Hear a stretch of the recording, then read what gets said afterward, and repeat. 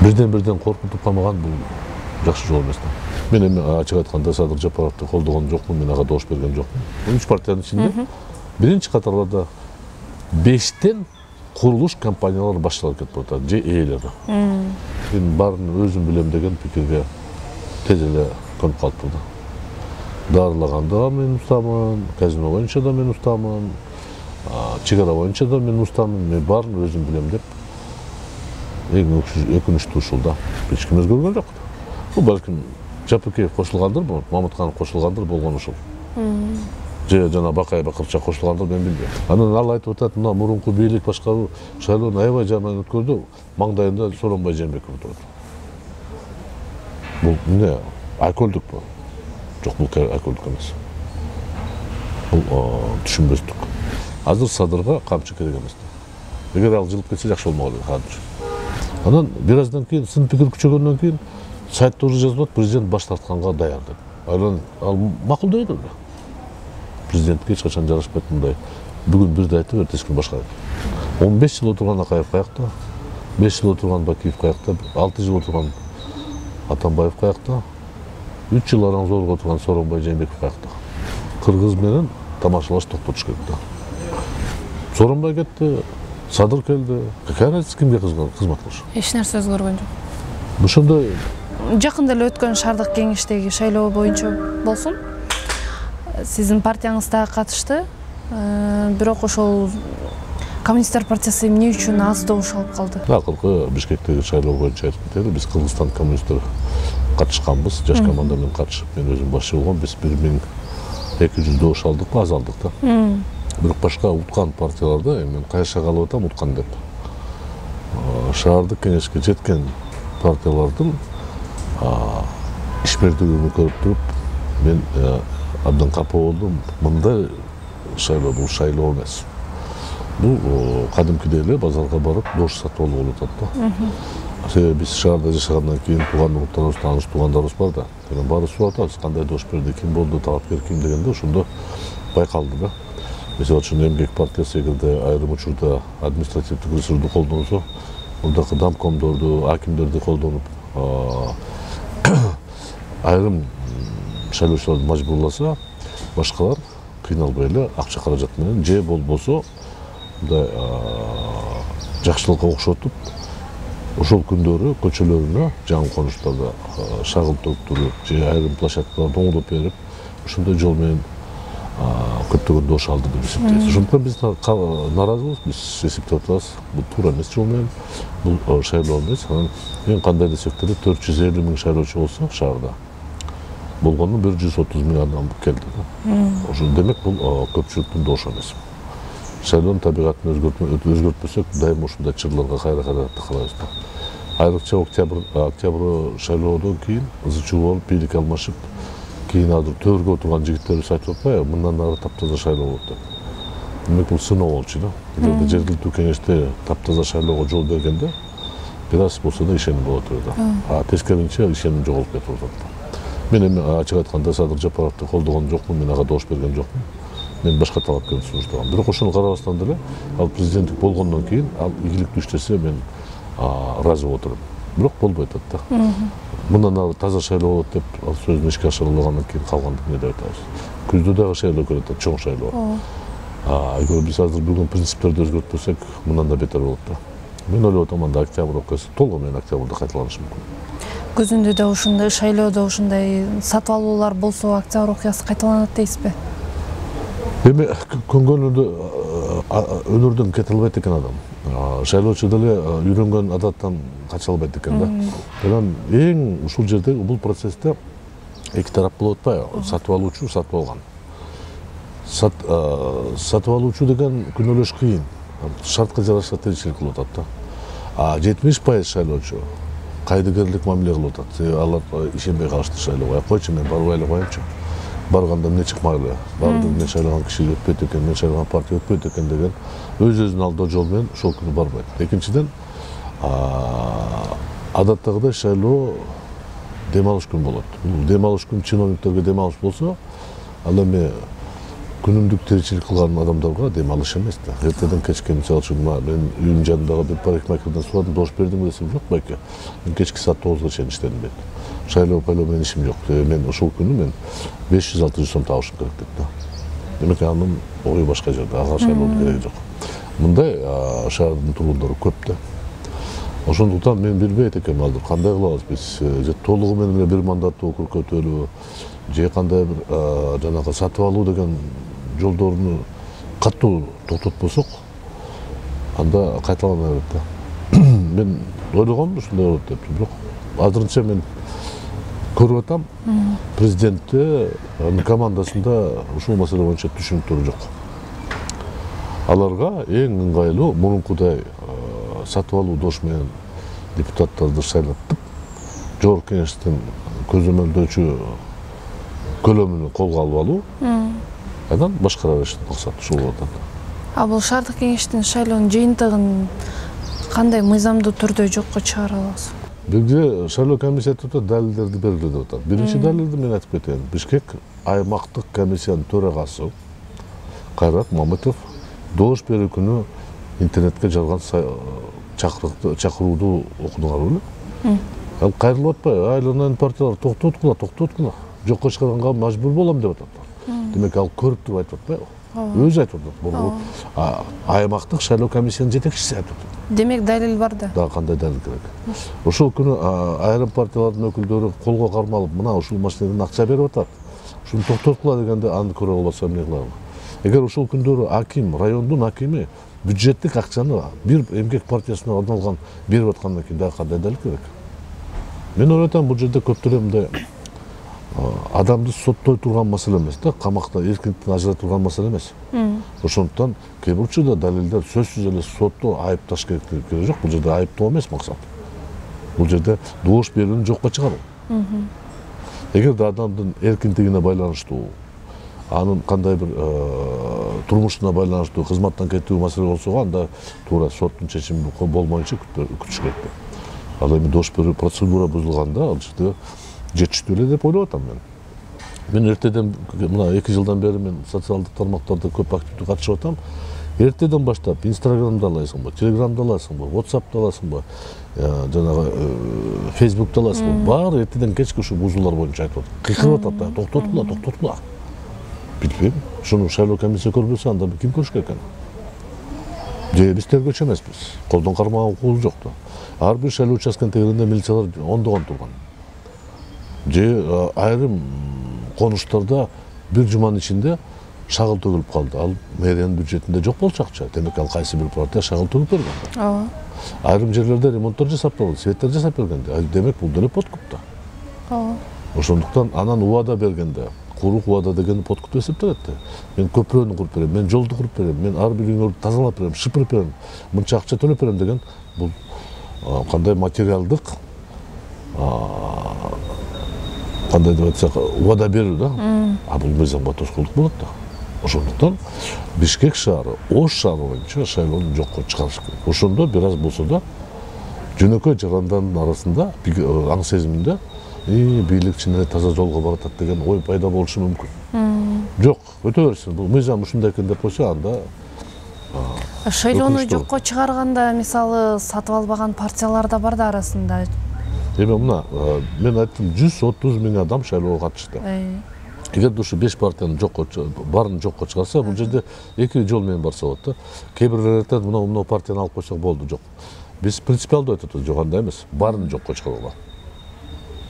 Баарын жокко чыгаргыла. Себеби балдыңкы катарда турган партиялар баары тең сатып алуу жол менен барышты. Демек алар жокко чыкса, баягы 1,5-2 миң алган партиялар депутат боло албайт. Мыйзамга да алып келбейт да. Мен байкап атам, 1-2 социал-демократ, жана 1-2 партиялар ойлоп атат, алдындагылар алып койсо, биздин добушторубуз как раз жетип калат деп. Андай эмес. Кандай болсо да добушту жокко чыгарган күндө деле 130 000 адам добуш берүүгө катышты деген мыйзам талабы бар. Анын ичинде 7%дан кем эмес алыш керек. Демек эмгекти, ата журтту баарын алып чыгарган күндө деле бул партиялар 7%га жете албайт. Аларга берилген добушко жокко чыгарган менен катышкандыктан жоголбойт алар. Ошондуктан өз-өзүн алдабаш керек, жокко чыгарыш керек, башкадан дайындаш керек шайлоону. Башка жол жок, мен ойлойм. Ошо алдыңкы эмгек ак бата партиялары көбүрөөк добуша албадыбы? Анан акыркы учурларда бири-бирин эки партиянын тарапташтары бири-бирин сатып алууда күнөөлөп атышат да. Анан булар ачкөздүк болот аба, мандатты көбүрөөк алалы деген. Эми экөө тең мандат. Мен бир мисалды келтирейин. Бир учурда 2009 же 2007 жылы бизде Данияр Үсөнов биринчи вице-премьерликке, анан вице-премьер-министрликке келгенде, ошондо биздин жогорку кеңештин курамы ар кандай сөз чыкканда ошондо колоттой айтканда акча берип, ал кишини шайлаган болчу. Анан ошол сөз чыккандан кийин, Феликс Шаршымбаевич айткандан кийин жогорку кеңеште бир жыйында мен билем да, анын ичинде отурам да. Ал жерде ачык каршы сүйлөп, каршы добуш берген 4-5 болчу.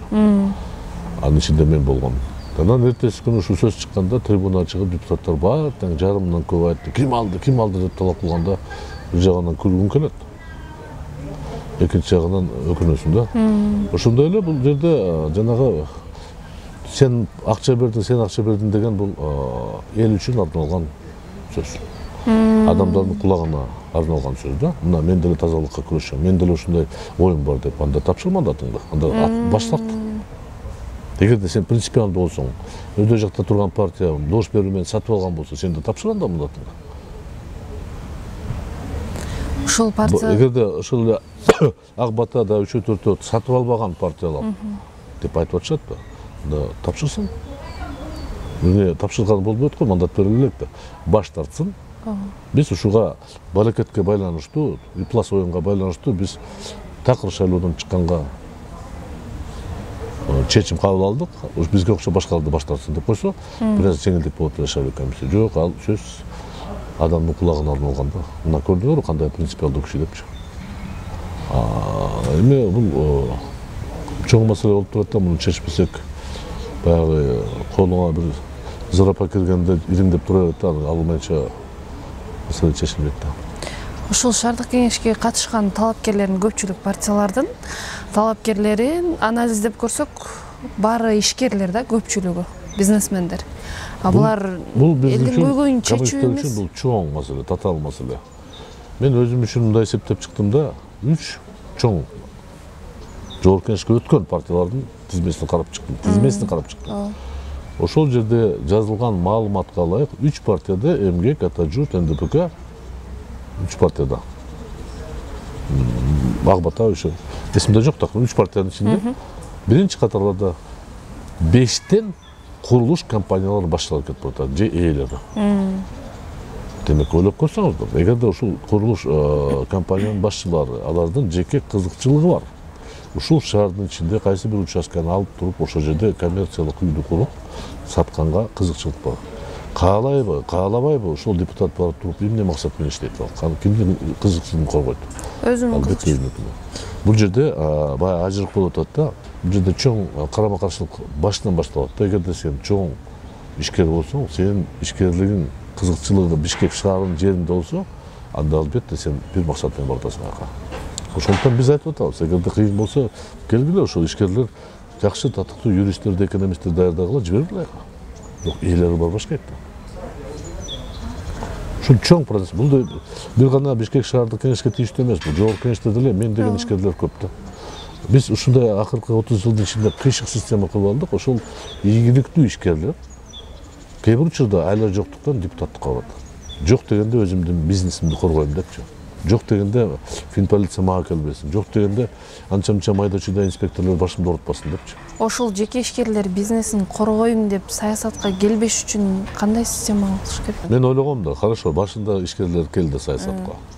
Ошондо тийиштүү мыйзамдарга толуктуу өзгөртүү киргизип туруп, ишкерге тоскоолдук болбосун деген кадамдар жасаш керек да. Мисалы үчүн салык кызматына жылда бир жолу ашык барба деген жөнөкөй эле талап. Күнүмдүк текшерүүнү токтоткун. Прокурор сен аралашпа, сен налоговикти көзөмөл кылышың керек. Ал мыйзам кандай аткарган? АКС сен, КГБ сен бизнеске киришпей деп айтыш керек да. МВД сен бир гана момундай мошенничество калганга аралашпа деген. Мыйзамдар так аткарылса, мен ойлоп атам, көпчүлүк ишкерлер көңүлү тынч болуп туруп, өзүнүн ишин кыла берет да. Болбосо эмне кереги бар? Дагы бир жөн, айрым ишкерлердин байлығы қымтықсыз емес. Қандай бір жолдармен мамлекеттен тиынға сатып алып, талқалап сатып, же біреуін емгектендіріп, біреуінің ақшасына байған, популярды сөз болады ба, президент айтып та, адал арам деп. Бұл адал емес жұмыста, сондықтан алар өзінің келешегini, байлығын қорғау мақсатымен барады. Бұл бардық емес, айрымдары. Көпшілік кішкелерді, мен білішім бойынша, алар айлар жоқтықтан барады. Мен сұрағам, сен не барадасың десем, аны не қылайын деп. Егер мен депутат болсам, мен районный налогі қинавайды, районный милиция қинавайды. Депутат болсам, көрінген инспектор келіп сұрай байды. Анан бұл бізде мамлекетменен ішкердің ортасындағы мамилесі ачық, айқын болуш керек. Ошондо маселе болуп кетти. Но налог сен төлөшүң керек. Но милдетин аткарыш керек. Болду. Аткарбадың, мен сага барбайм, мен сага штраф салып, жөнөтүп коем катты болду. Сен менен жолугуп, чайканага жолугуп, мен барбайм ага деп. Ошондо баягы мамлекеттик салык кызматы, көзөмөлдөөчү кызматкерлерди бияка жакындатпасак, коррупция азыраак болот.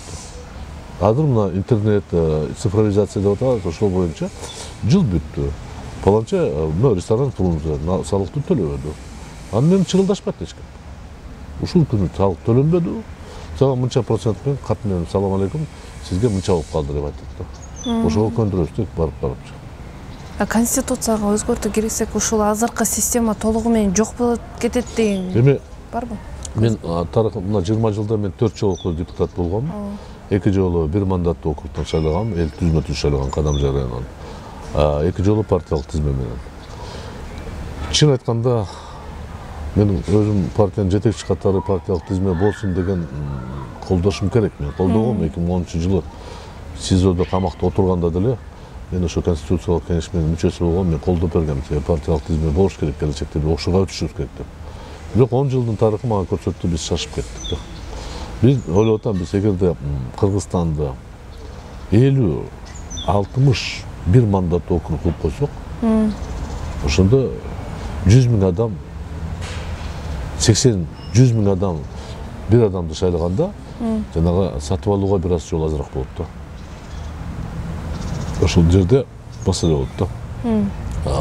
Эгерде биз партиялык тизмеде лидери сулуу, жаш, ийгиликтүү жигит болуп туруп, анан талпасы ким келет, эч ким билбейт да. Ошол жигитке дош берип, мына биз Бабановду, Төрөбаевди же Масалиевди же тигини шайлайбыз деп, анан кийин кокуй булар кимдерди алып келди деп, кайсы базарком келип алды деген сөз болуп да. Жанагы партиялык тизмесинин принципи ушундай да. Азыр дагы депутаттар акыл кире баштады акыркы учурда. Жана преференциалдык дош берүүгө өтөбүз деген сунуш берип атат да. Бул деле бир багыт бар да. Эгерде ар бир шайлоочу дош берүүгө барганда, ошол тизменин арасында бир талапкерге дош берип койсо кошумча. Ошондо реалдуу түрүндө кайсы партияда ким канчанчы орунда билинип калат. Жанагындай ант берип, Куранды кармап, мен дош албасам кетпейм, анан кийин кетем, анан кийин кетпейм деп тырышып отурушпайт да. Интрига партиянын ичинен чыгып кетет. Бирок бул оорураак, анын үчүн дагы бир компьютер алыш керек, ага бир программа иштеп чыгыш керек. Ошол программа боюнча шайлоочу барганда преференциалдык дош берүү дейт. Анын эки багыты бар. Биринчиси бул жеке адамга карата, экинчиси регионалдык кызыкчылык коргош үчүн. Жашын Баткен областынан мындай талапкерлер бар да. Ошондой принцип менен дош барса болот. Но эң жеңил азыр бир мандаттуу принцип өткөрүш болот. Ага көп каражаттын кереги жок, ага кошумча каражаттын кереги жок. Бирок анда партиялык түзүлүш бир аз токтоп калат да. Но чын айтканда 20 жылдын ичинде, акыркы 10 жылдын ичинде бизде партия деген түшүнүк жоголуп барат. Биз шайлоого арналган, топтолгон топ болуп атат да. Эч кимге тааныбаган ынтымак деген утуп атат. Ага чейин эч кимге таанылбаган биримдик мекеним дегендер утуп атат. Бир жыл боло элек партиялар утуп атат.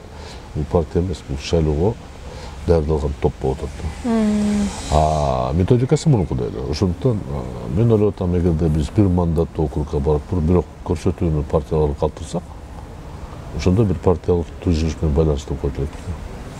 Жыл биздеш керек. Мен ойлоп атам, эгер ушул принцип менен күздө шайлоо болсо, жогорку кеңешке, анда эми кепилдик деп айта албайм, мен ушундай ызычуу кайталанышка негиз толугу менен болот да.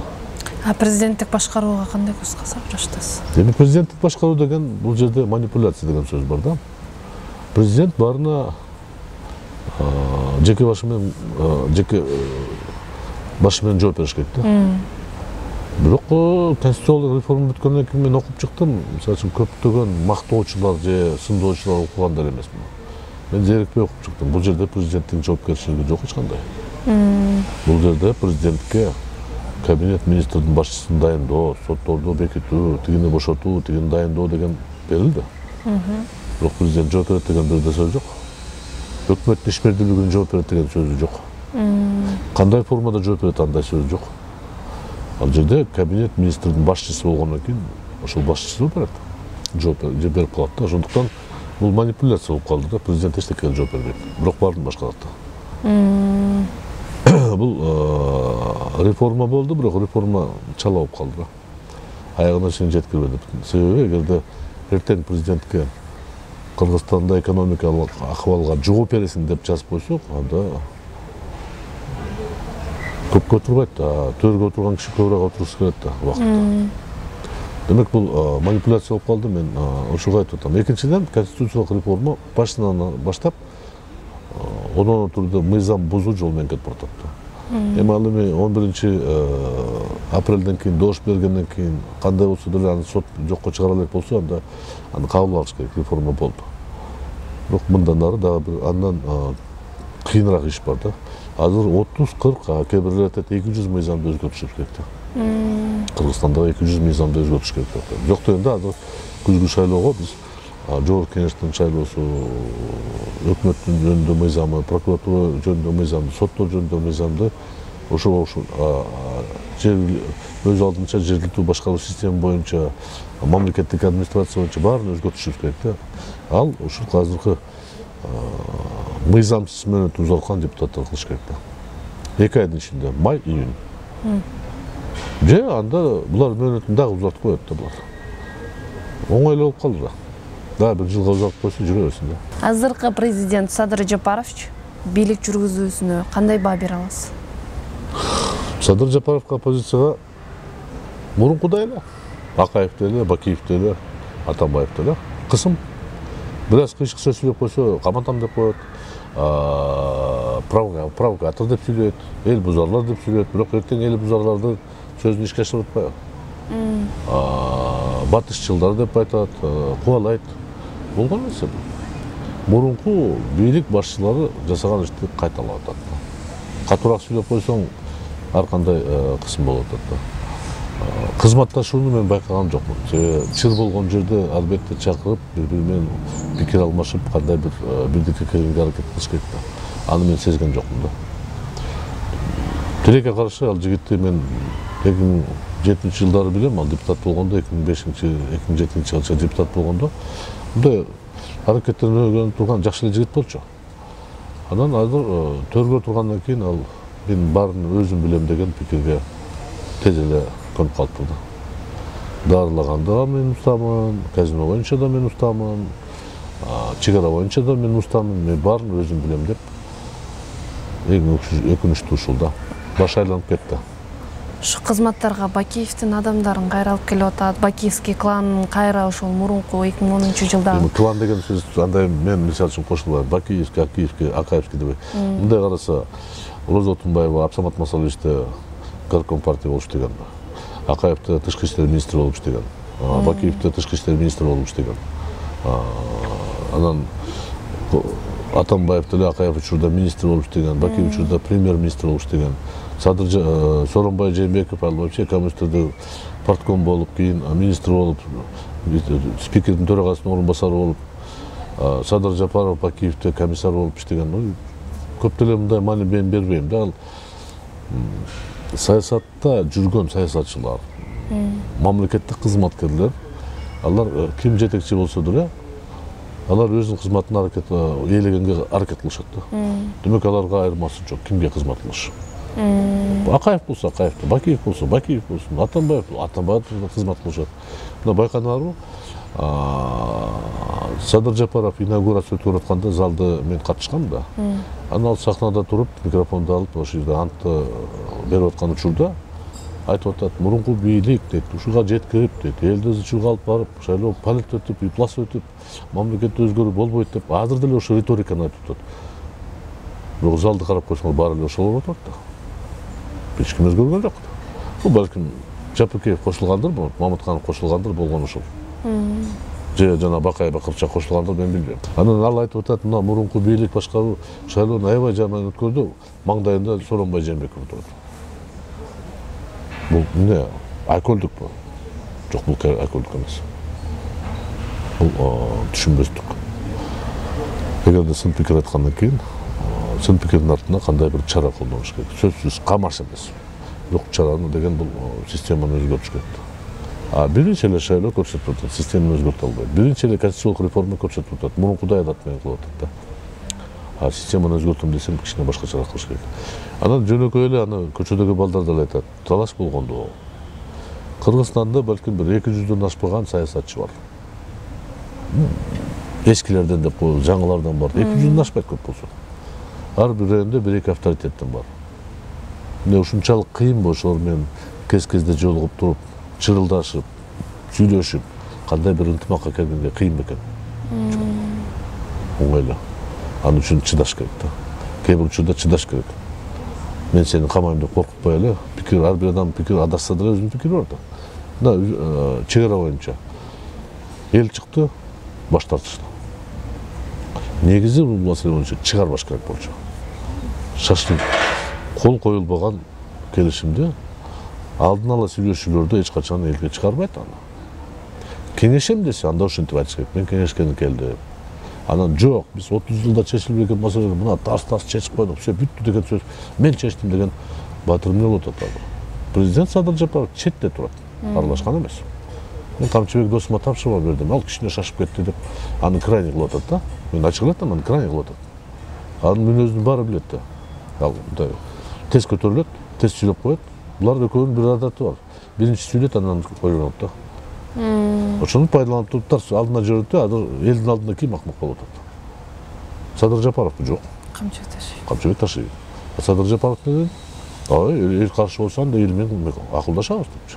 Эч качан жашыруун болбойт деп. Ким аны жашыруун кылып атат? Камчыбек Ташиевбу. Кызык. Экөө бир болсо, эки дос болсо, бири-бирин издавать этпеш керек да. Айрыкча ушул маселе боюнча. Мен ошондуктан ойлоп атам, бул жерде алардын ортосундагы күрөш уже күчөй башкады да. Эми алардын ортосунда эмес, азыр Садырга камчы керек эмес да. Эгер ал жылып кетсе жакшы болмок эле азыр. Саясатта ушундай да. Ошондуктан бул жигиттер бир аз сүйлөш алдында бир аз ойлонуп койсо ашык болбойт да. Болбосо мына депутаттар отуруп эле казино боюнча мыйзам кабыл алды. Мен ачык эле айтам, бул жерде жеке кызыкчылык бар. Оңой эле далилдеп берем. Бир гана маселе менен, белги менен. Мыйзам деген бул коомдо кандай бир элдин арасында, мамлекеттин ортосунда же элдин ортосунда мамилелерди тактайт. Мыйзам деген ушул. Мындай басса болот, мындай басса болбойт. Муну жесе болот, муну жесе болбойт. Муну сатсаң болот, болбойт деп. Ал эми бул мыйзам мындай жазылганда негиздемеде мен жерикпей окуп чыктым. Ушул мыйзам кабыл алынса, 7 мейманкана курулат, баланча курулат. Демек бул мыйзам бирөөнүн долбооруна арналган турбайбы? Бир кишинин долбооруна. Бул мыйзам бир кишинин кызыкчылыгы болуп атат. Анын эртеси күнү аз болгонсу президенттер айтып атат, ачыш керек деп. Президент ыс көргөн эмес болгон. Туура. Ал оюн зооктон 400-500 миллион жылында түшчү эле. Ал жергиликтүү бюджетке, ал мамлекеттик бюджетке түшпөйт. Ал 100% ушул жамаатка тиет. Ал мамлекеттик республикалык бюджетке түшпөйт. Бюджетке түшпөйт экен. Ал мэрияга жакшы болот. Ошол жерде муниципалитет жакшы болот. Кошумча баягы жумуш орундар болот. Анын жакшы жактары бар. Бирок президенттин деңгээли эмес да.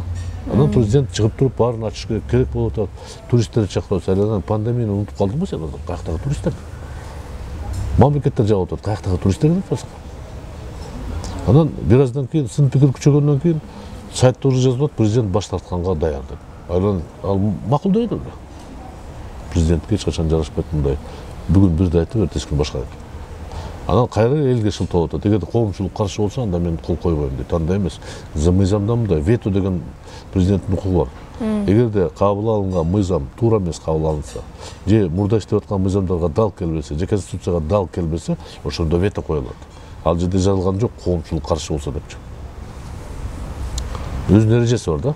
Ошондуктан мен ойлоп атам, кээде президент ушундай майда-чүйда нерсе боюнча пикирин айтпай эле койсо болот. Же уу коргошун боюнча. Мен бирөөдөн сурадым, ал инфекционкада жаткан, ал мага айтты. Мага бир кичинекей мындай бир жылуу бирдеме берип аткан, ал эмне экен десем, сурасам, бул жөтөлгө каршы дары дептир да. А сен мен договор кол койгон жокпу дедим, испытанияга десем, жок деді. Демек алар 300 кишини мыйзамсыз дарылап атат да. Айтпай эле. Айтпай туруп. Же айткан күндө деле анын өзүнүн жол жобосу бар. Коронавируска дары тапканда Америкада эсиңерде бар болсо, ал жарыялаган. Бизге өз ыктыяры менен келген пациенттер керек. Ар бирөөнө мынча $1000 төлөп беребиз. Келишим түзөбүз. Нотариально баары бекитебиз. Эгер кокуста бир кыйшык болуп калса, биз жооп беребиз. Ошондо өз ыктыяры менен барыш керек адам. Билип туруп барыш керек. Бизде билгизбей 300 кишини дарылаган кандай болот? Кудай сактасын, бирөө өлүп калсачы. Мына азыркы күнгө чейин каза болгондорду ким эмнеден каза болгон ким айта алат аны? Балким бирөөнүн жүрөгүнө ушул таасир берип койгондур. Мен аны билбейм да. Бирок ойлонуп атам. Туура эмес кылдым. Ошондуктан президент андай нерсеге анын деңгээли бийик да. Анда азыр президент майдаланып кеттир да, Иә. Майдаланып кетти да. Ар бир эмеге. Билген нерсени сүйлөп атат дечи, бирок майдаланып кеткен ал туура эле. Айта турган башка эчтекеси жок да. Эл тезирээк унутуп атат. Кечээ эле чек ара боюнча айтканда мына Өзбекстанга биз макулдук бердик, бизге чапан кийгизди, кол чабышты, бизде мындай 30 жылдан бери кабыл алган эмес.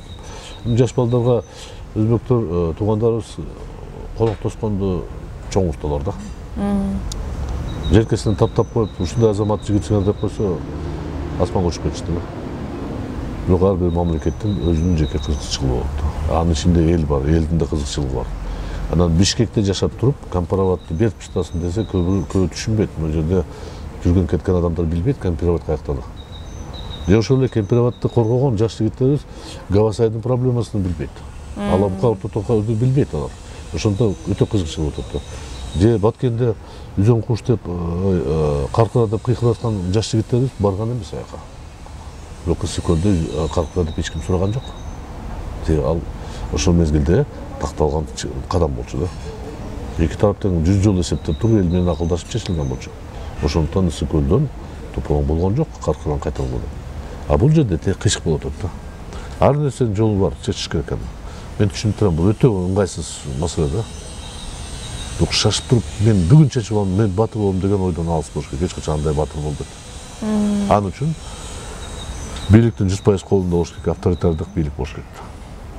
Эгерде Шавкат Мирамонов чечим кабыл алса, эл наразы болсо деле, бирок моюн берет. Эгерде Эмомали Рахмон чечимге макулдук берсе, эл наразы болсо деле моюн беришет. Кыргызстан башка. Биз 3 президентти, 2 президентти кубалады. Бирөө президент камакта отурат. 4-үчүсү камакта болбосо деле фактически камакта болуп калды. Ошондуктан ошону эске алып туруш керек. Кыргыз элде демократиялык идеяларга бизде аябай жакшы себишкен, бирок чеги каерде деп айтылган эмес да. Ошондуктан кыргыз менен тамашалаш токтотуш керек да. Ким төргө турса, кандай келсе ошондой келет деген принципти унутпаш керек. 15 жыл отурган Акаев каякта, 5 жыл отурган Бакиев каякта, 6 жыл отурган Атамбаев каякта, 3 жыл Аранзорго отурган Сооронбай Жээнбеков каякта. Мисалы буга чейин азыр деле президенттик башкарууга толук келе элекпиз, бирок буга чейин деле президенттик башкаруу болгон эмес да. Президент деле эмнеге болгон эмес? Супер президенттик башкаруу Акаев мезгилде болгон, э? Акаевдин мезгилинде. Конечно, 15 жыл башкарганда. Жок, андан кийин партия как болгон эмес. Мына 15 жыл супер президенттик башкаруу. Ал конституция 3 жолу өзгөртүп туруп, бүт толук бийлик колуна алган Акаев, Аскар.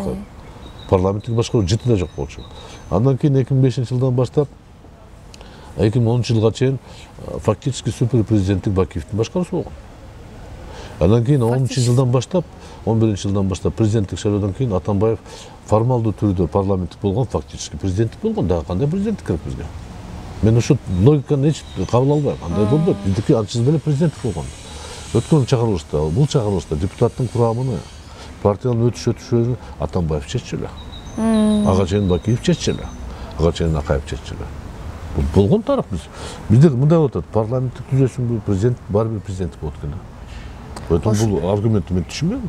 Ошону парламенттеги депутаттардын өзүнүн укугун билбегендиктенби же кандай? Бул эми башка кеп.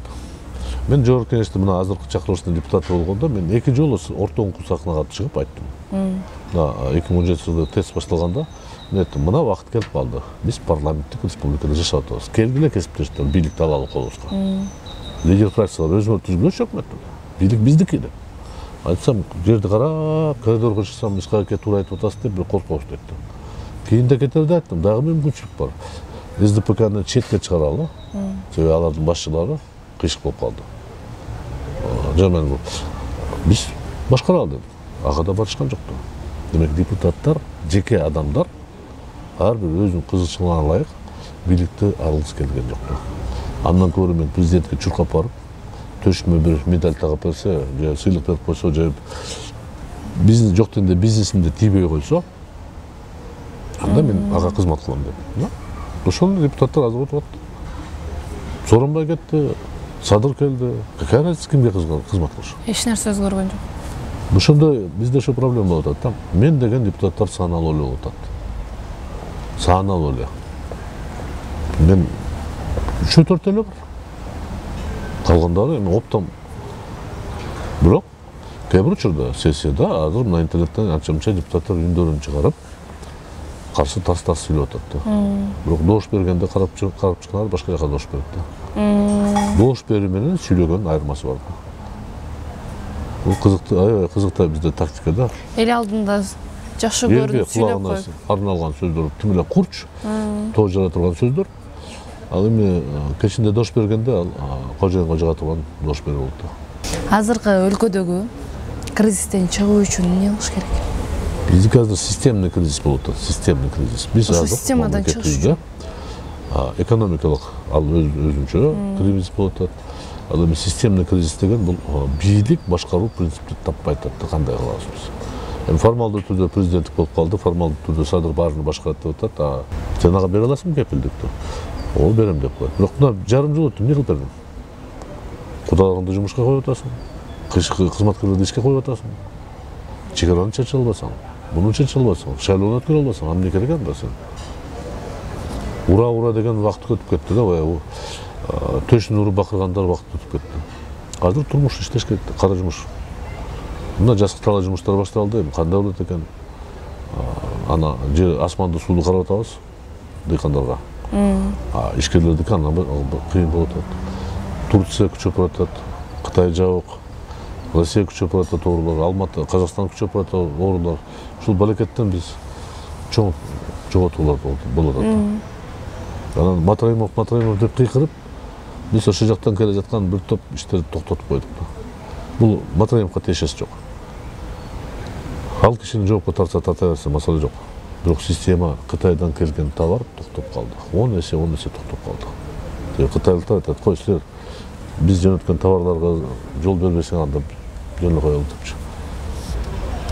Чын айтканда биз ошол товарды алып келип туруп, Кыргызстанда растаможка кылып, бюджетке ай сайын 4-6 миллиард, 4-5 миллиард сом топтоп, анан акырындап Дордойдон айландырып, Мадинаны айландырып, Казакстан, Россияга чыкмагыла да. Бул бир аз союздаштарга кыйшык болгону менен биздин мамлекетибизге жакшылык болгон. Токтоп барат. Миңдеген үй бүлө жанбак албайт да. Дордойго чыксаңар, баалар кымбаттап кетти. Качан сиз көргөнсүңөр, сотовый телефон кымбаттаганы.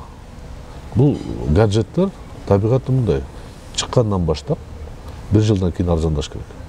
5 жылдан кийин тыйын болуп калат да. Бул жаңаланат да дайыма. Бизде башкача болуп атат. 1 жыл мурда 12 000 сом турган телефон азыр 13 000 сом болуп калды. Андай болбош керек да. Техника арзандаш керек. Болду. Тамак ашыбыз кымбаттап атат. 4 айдын ичинде май 50% кымбаттап кетти. 50% кымбаттап кетти. Байкабай атабыз. Эт 350ден 450ге чейин чыгып кетти. 200 сом бир капка кошулуп кетти. Көрүп турасызбы барбы? Албетте, бул жерде Садыраны көтөргөн эмес, бирок Садыр төргө барганда кепилдик берген, мен коркуп берем, туруп берем деген да. Кана кайсы ишкерди, кайсы соодагерди жоопко тарткан? Жоқ, финполицияны жойды. Ал тура эле болду. Бирок коргоо органдары коррупционер деп кармап, акчаны алып кое берген кызыктай жол болуп атат да. Ал бийликке келген маселе болду да, убакыт бериш керек. Кандай убакыт болду? Ноябрдан баштап эсептеди да. Ноябрдан баштап эсептегендечи. Декабрь, январь, февраль, март, апрель, 5 ай.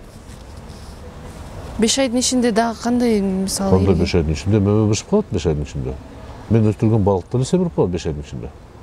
Бул убакыт көп. Саясатта 100 күн деген түшүнүк бар. 100 күн ичинде чечкиндүү кадамдар болуш керек.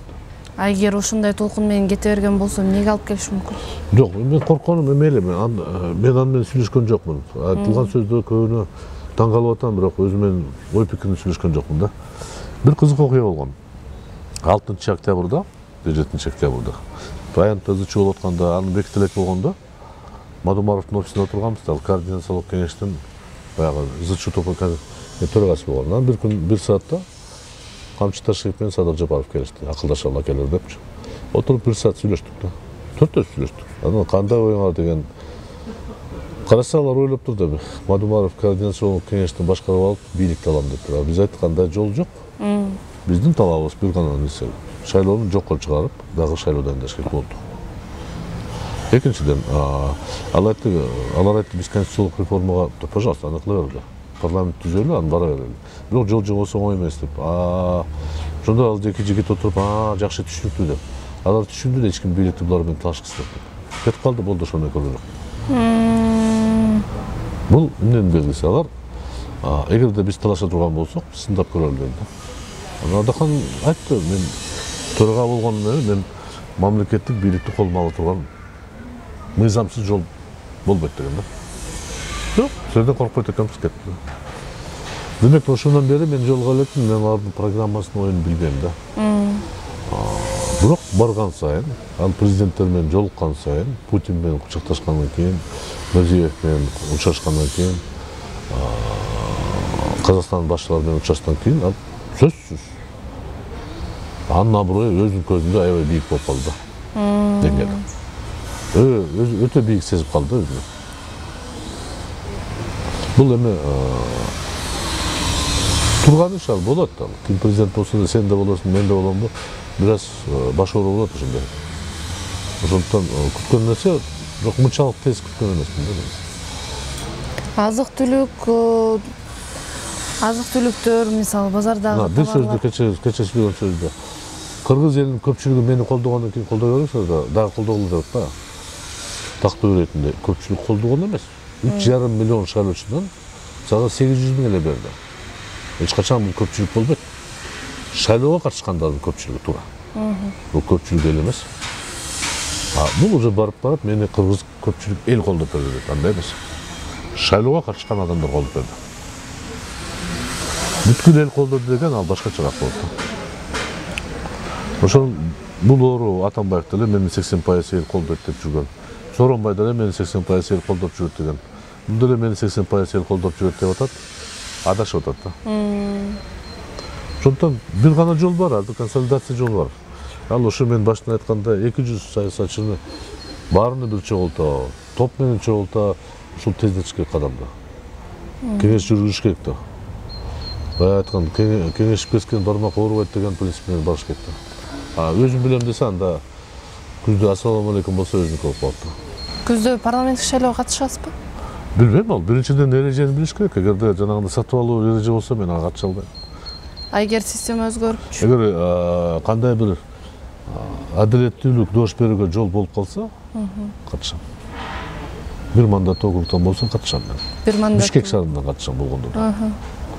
Бишкекти, мен деле Бишкекти чоңоюп кетип бүткөм. Ошондуктан, эгер ушундай болсо, бирок азыр мыйзамдарды көрөлүчү кандай кабыл алат. Мен коркконум булар мыйзамды эле кыйшык кылып коюшу мүмкүн. Барыбир кандай мыйзам болсо да шайлоо болот, аны көрөбүз шартка жараша. Байлар менен мен тең боло албайм. Сатып алууга бара албайм. Мен эч кимди сатып албайм, сатып алууга мүмкүнчүлүгүм да жок, мүмкүнчүлүк болгон күндө эле сатып алып алат элем. Атам мага $1 миллион калтырган эмес. Президент Садыр Жапаровго кандай кеңеш берет элеңиз? көбірек кеңешсін, шашпасын, ойлонсын. Сөздің алдынан ой болуш керек та.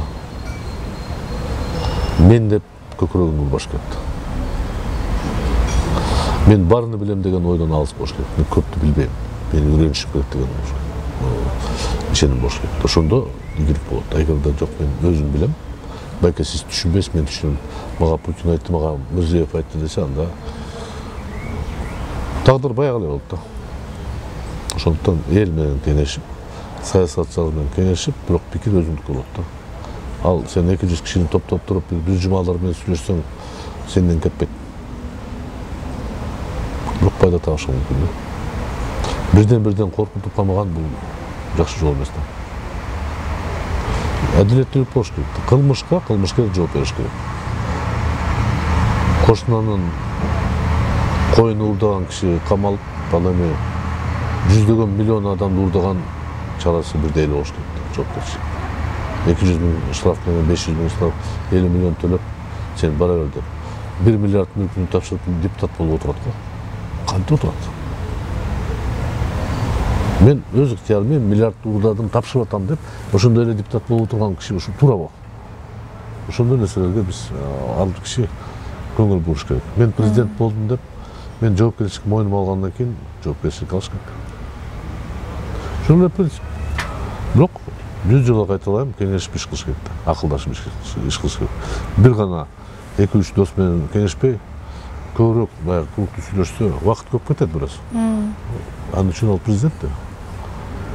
Бүткүл элдин башчысы. Мен каршы добушум деп берсем деле, ал мага караштуу президент болот. Менин пикиримде болуш керек. Менин оюмда укса болот да. Оттон жол бар. 6 ай деген бул көп деле эмес, аз деле эмес да. Күздө сыноо болот да чоң. Президент болоюн деген оюңузда жок беле? Да. Президент болоюн деген. Президенттик боюнча бош орунга талап кылыш керек да. Орун бош элек болсо кантип талап кыласың?